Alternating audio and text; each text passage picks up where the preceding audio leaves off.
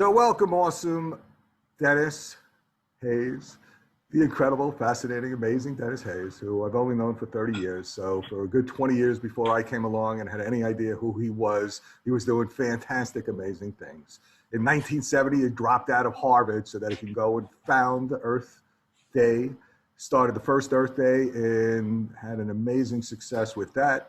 Then went on to found the Earth Day Network and expanded the event to 180 nations. It's across the world. It's now the most widely observed secular holiday in the world. Then went to Stanford University and actually got his law degree and became a Silicon Valley lawyer. Then went on to become a professor of engineering, not law, but engineering, and eventually became the director of the National Renewable Energy Lab. He's been called the newsmaker of the day by New York Times. He was Time Magazine's Hero of the Planet in 1999. Look magazine called him one of the 100 most influential Americans of the 20th century, and he's now the president of the Bullitt Foundation. And not to do anything else really major, he just developed the first 50,000 square foot building, and it's fully certified under the Living Building Challenge. And the World Architecture magazine calls it the greenest office building in the world. Welcome, Dennis Hayes. Hey, Ron. Great to see you again. It's great to see you again. Thank you so much for coming on and shedding some hope and some light. And boy, so tell us a little bit about yourself, expound a little bit about what you've done and where you are, and give people like one unique tip, tool, or tactic that you think everybody should know and probably don't. Oh, wait, I'm so sorry. Actually, Dennis, I forgot. If you would be so kind, that's a nice thing about a recording. Tell us something that most people wouldn't know about you so we can get to know a little bit more. Okay, well, I'll tell you something that virtually nobody knows about me. It's something I would have been embarrassed to talk about for a very long time because it would have seemed like an exercise in grandiosity or something. But after a half a century, I think I can say it, and it will merely be a cute reminiscence by a geezer. 50 years ago, I was Cosmopolitan Magazine's Bachelor of the Month. And it was a particularly weird thing because they asked me if I'd do it. I met with them a couple of times. Remember, this is nothing like Playmate of the Month. This is just a little article about me. But we had the talk, and then absolutely nothing happened. And then as I was preparing for my wedding a year later, my prospective mother-in-law is at the hairdresser getting her hair done for the wedding and stumbles across this article about her prospective son-in-law. It was an uncomfortable little bit. Oh, that is the worst hilarious. moment to take advantage of that particular article that I could have had. Oh my goodness gracious. I hope you got along with your mother-in-law after that, I hope. She was wonderful. Oh, that's great. And you've been married now how long? About 49 years. Wow. Coming up on the 50. Yeah. Oh my gosh. Well, congratulations. Wonderful stuff. And your wife is doing well? Yes, she's doing well. Outstanding. Thank you. Outstanding. Fantastic. All right. Well, if you would, I don't know if you want to start with your quantum quote or you want to start with your one big unique value supernova, whichever one you prefer, sir. Well, a quote that I sort of like because it ties into what you were talking about in the introduction, Ron, is Ken Boulding, professor of economics at University of Colorado and a former president of the American Economics Association, possibly the guy. It's a contest between him and Adlai Stevenson as to who first began talking about spaceship Earth. Has this quote where he used to say that it's important to remember that anything that has been done must be possible, which when you think about it is kind of obvious, but there are so many things that people think intuitively are just impossible. When I set out to build the Bullitt Center, which is a 6-story net energy positive building in probably the cloudiest major city in the contiguous 48 states, every developer that I talked to said that it was impossible. You might be able to do it on a 1-story building, maybe even a 2-story building. But a 6-story building, of course, has 6 times the electrical load of a 1-story building, but it has the same roof area. And they just said, you can't do it in Seattle. And so the concept of going out, actually doing it, driving a building that has less than half as much energy consumption per square foot as a LEED platinum building, and vastly more efficient than anything that's built to code, um, proved that it was possible. And they can come up with all kinds of excuses for not building more buildings like this themselves, but no longer can they say that's not possible. Fantastic. Amazing.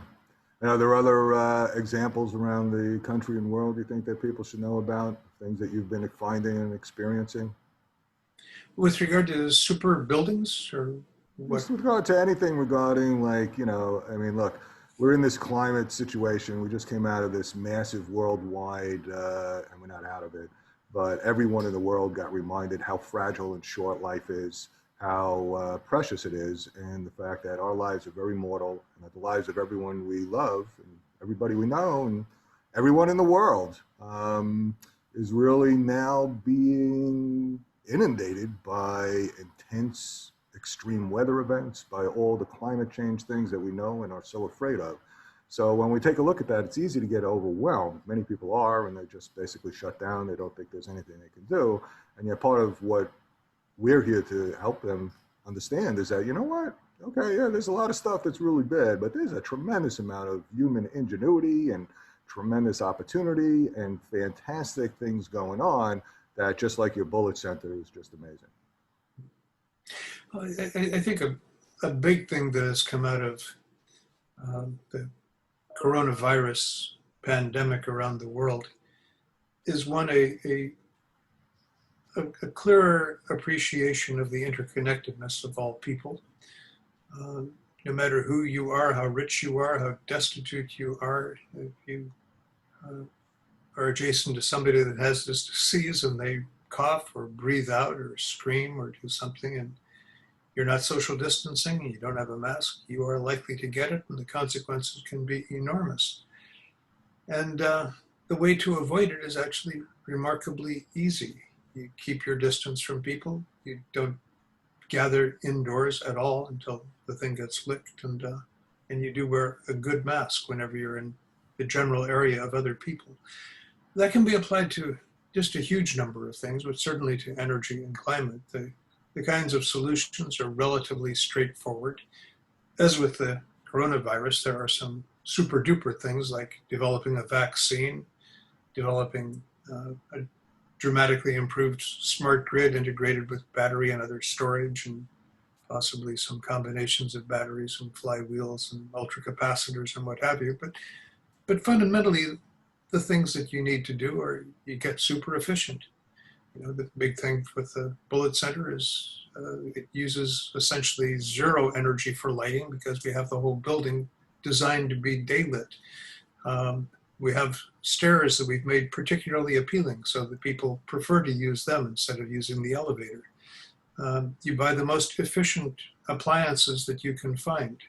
You know, the refrigerator keeps your food just as cold, but if it uses half as much electricity, then you're just ahead. And just simple, straightforward things like the equivalent of social distancing and masks. And for so many of our problems, the biggest bites that you can take of it are those simple ones. And then finally, of course, as with the coronavirus, there's an advantage to you, but there's also an advantage to society. And yeah, the mask will give you some degree of protection, and it's also just something that it's responsible to do because there is a chance that you actually have an infection. You don't know it, you're asymptomatic.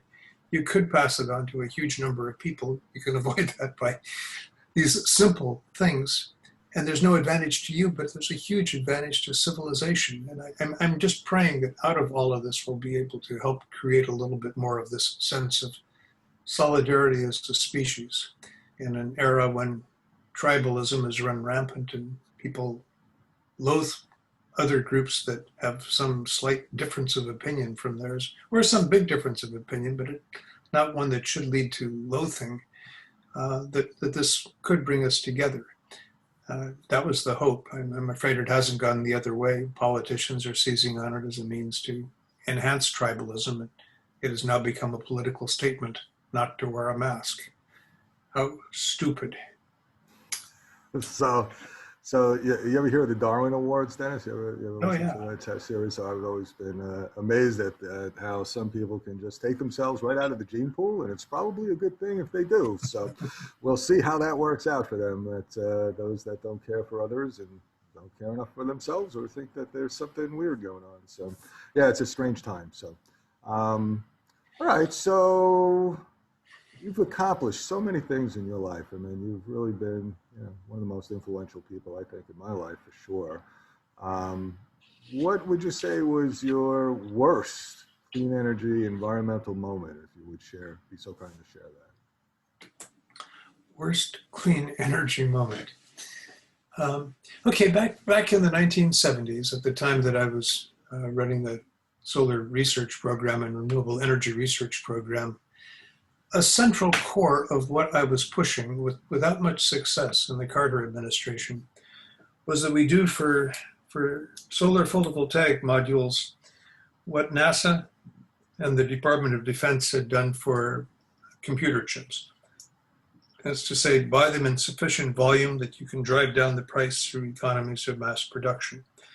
And so my thing was, let's just buy these things and pull them all over the roofs of our military bases, on tops of every federal building, throw them any place, just drive up the volume.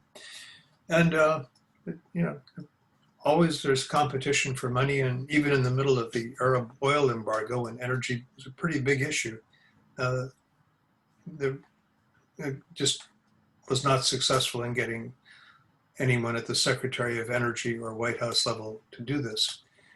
Then one day I get a call from the Undersecretary of Energy, and he says, Dennis, I've got some good news and some bad news.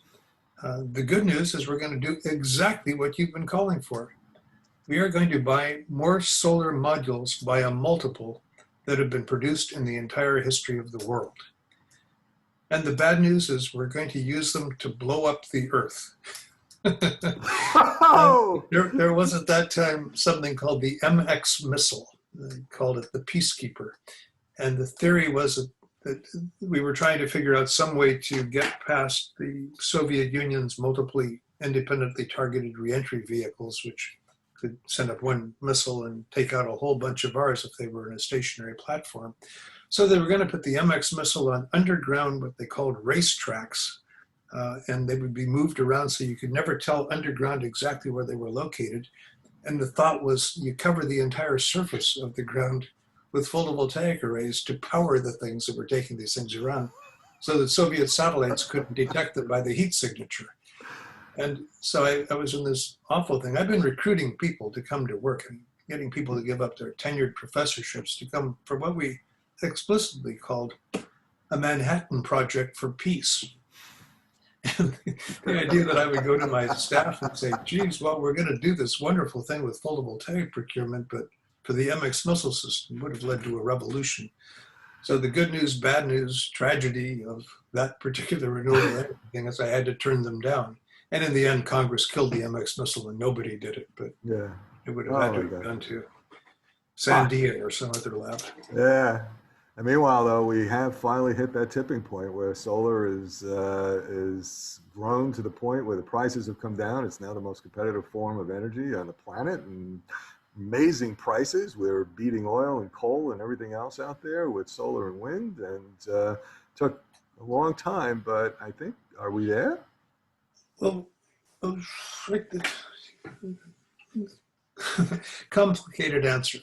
One, yeah, we're there. I mean, the latest contract that I saw in California for electricity from a solar farm with battery backup, that is to say, solar energy on demand, not just when the sun is available, was for 3.5 cents a kilowatt hour for the combined cost at the bus bar. And that will be less than the cost of decent coal for a coal-fired power plant if you've already built the power plant and put on the scrubbers. And if you ignore the costs of, if you will, the cost of greenhouse gases being emitted and what it's doing to the planet, the cost of coal mine reclamation, the cost of acid mine drainage, the cost of all of this stuff, just traditional economics, we beat them out.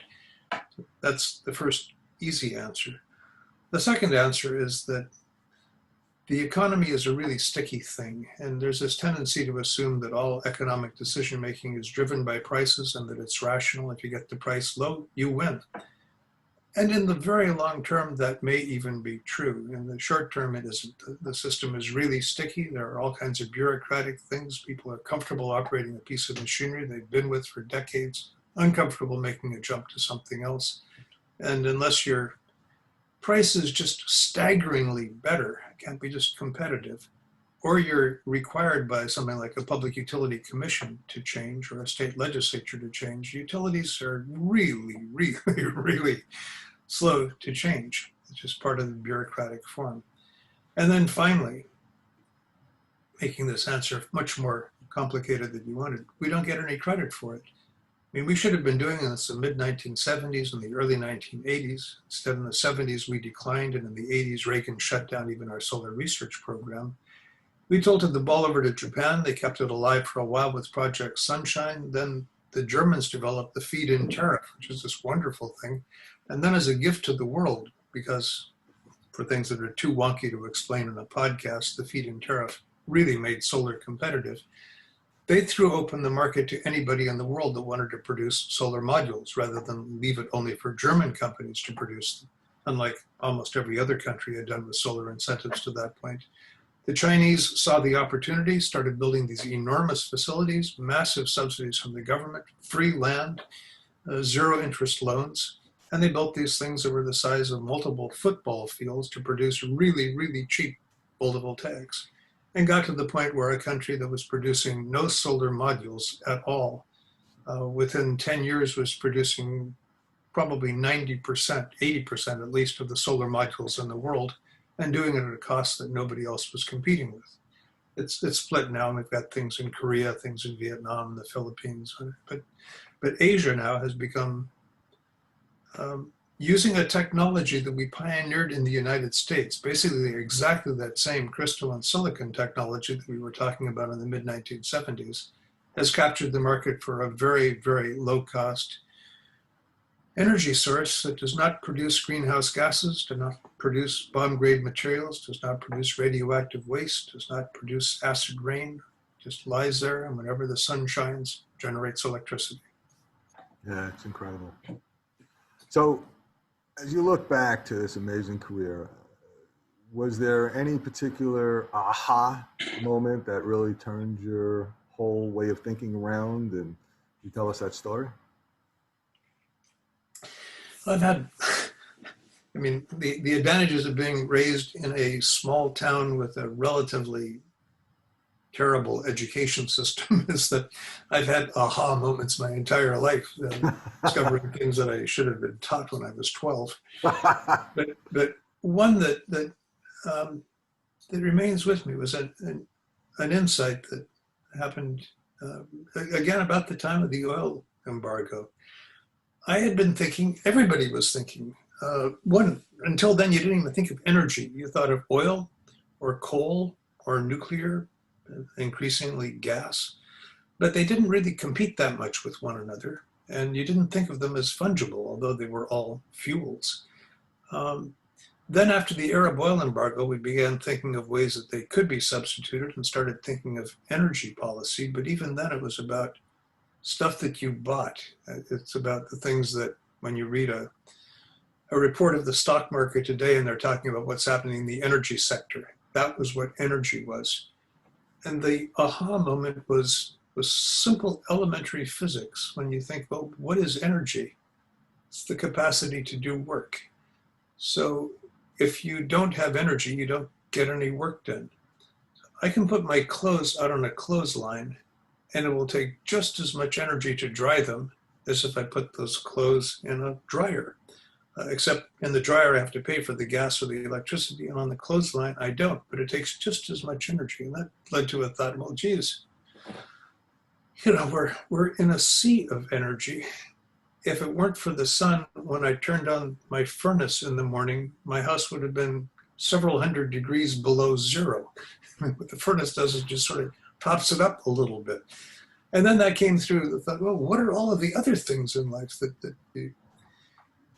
are really important and really valuable and that we ignore because they don't have price tags? what is the value of doing housework, cleaning your house and not paying yourself for it, of cooking your food in the evenings instead of going to a restaurant, of having a home garden. There was an article in the newspaper this morning about the value of breastfeeding, a higher quality nutrition to a baby than you get from an infant formula, and yet it doesn't enter into anybody's gross domestic product, so it doesn't matter. And it was all that ultimately came out of the simple thing when I realized, geez, it must take just as much energy to dry my clothes out here in the backyard as it does there, because that's what energy does. Incredible. Cool. Awesome. All right, we're going to enter what we call the pulsar round. Some people call it the lightning round, but I'm going to ask you a series of questions. We're going to look for your short, succinct, amazing, and mind-blowing answers. So first, what's the best advice you ever received?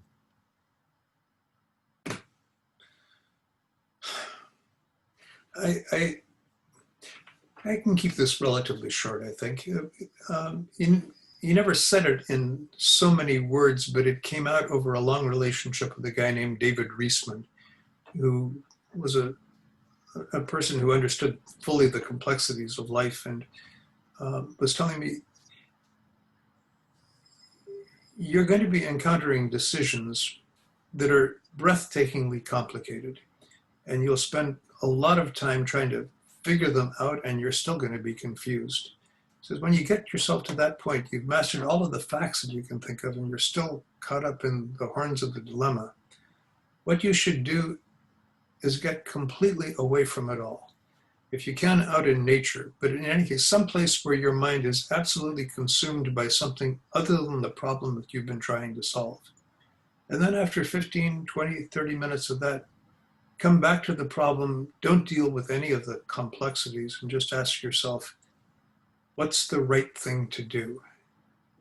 And you'll know the answer. Amazing. And then do it. Fantastic. All right, one of your personal habits that contributes to your success. This is, I guess, sort of like a habit. It's a change in behavior that came from my wife. I, being an environmentalist, went through a long period where whenever I would give a talk, dwelt on the extraordinary problems that we were facing. I mean, I could talk for 20 minutes and basically leave an entire audience wondering why they didn't just go out and commit suicide. Thing after thing after thing after thing after thing. And Gail seldom would have ever gone to any talks that I give, but she was with me one night and we're driving home afterwards. And she said, you know, Dennis, in Darwinian terms, what is the survival advantage that's conferred by pessimism? Which is a really brilliant question, because of course there is none. If you're convinced that there is no hope, then you don't even try. And there's virtually never no hope.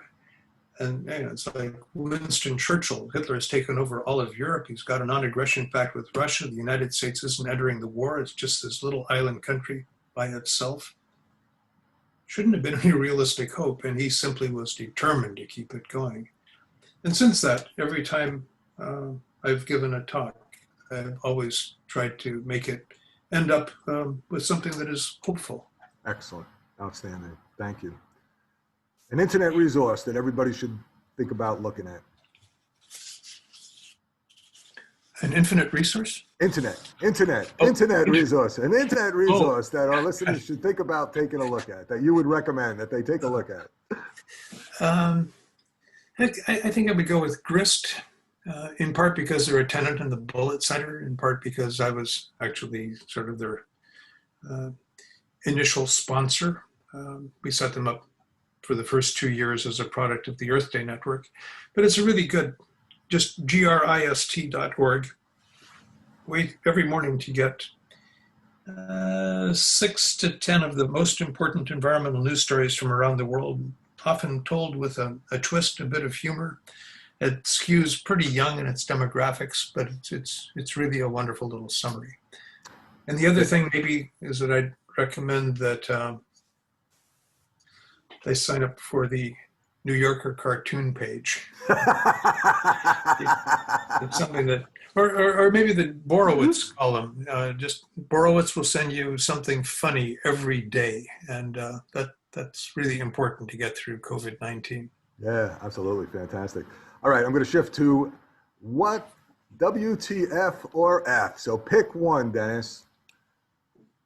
A personal extreme weather event that affected you deeply. So, or weather time fun. So what the fudge, what's going on with the weather, or weather time fun? Which one would you like to choose? And tell us about it, please.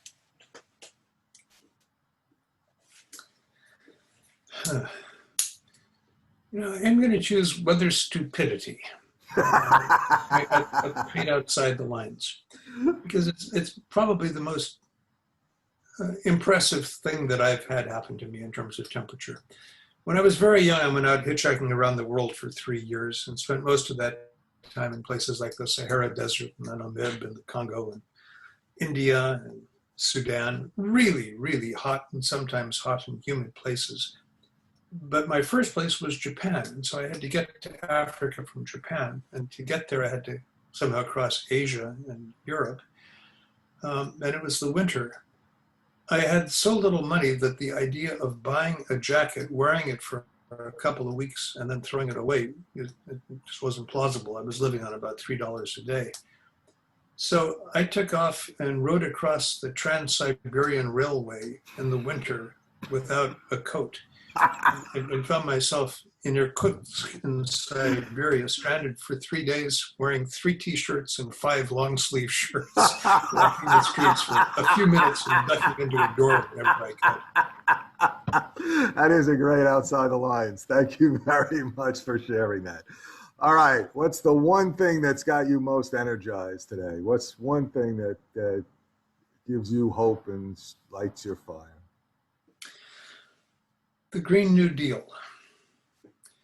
For decades, American energy policy and climate policy has been absolutely dominated by neoliberal economics, by trying to put a price on carbon or carbon dioxide, trying to have a carbon tax, carbon dioxide tax, a cap and trade, an upstream cap and auction, something to pass something that was hugely unpopular with the people and would not be particularly effective even if you got it done. I mean, we spent $1 billion trying to pass cap and trade, and we failed. In the state of Washington, we tried twice to pass a $15 a ton tax on carbon.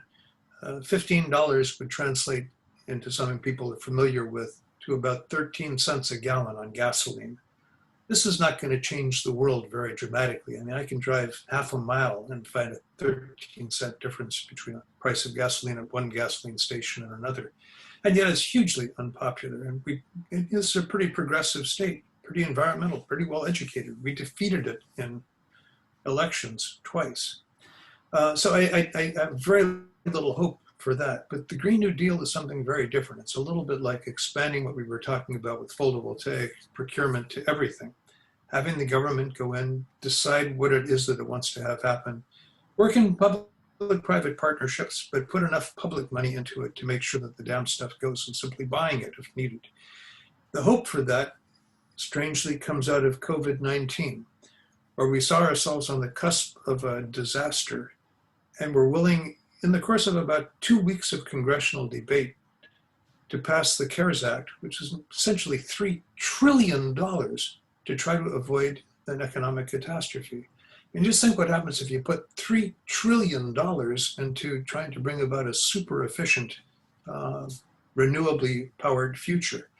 What it requires is a disaster that simply focuses people's attention and politicians' attention in a way that transcends tribalism and says, we've got to do this or we're going right over the edge of the cliff.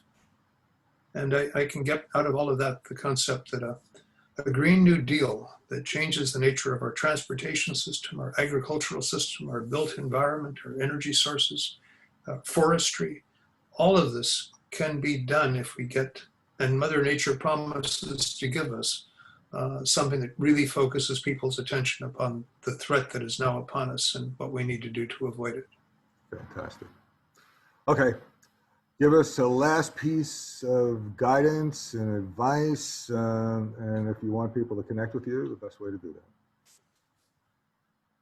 Or not, you don't have to do that last part.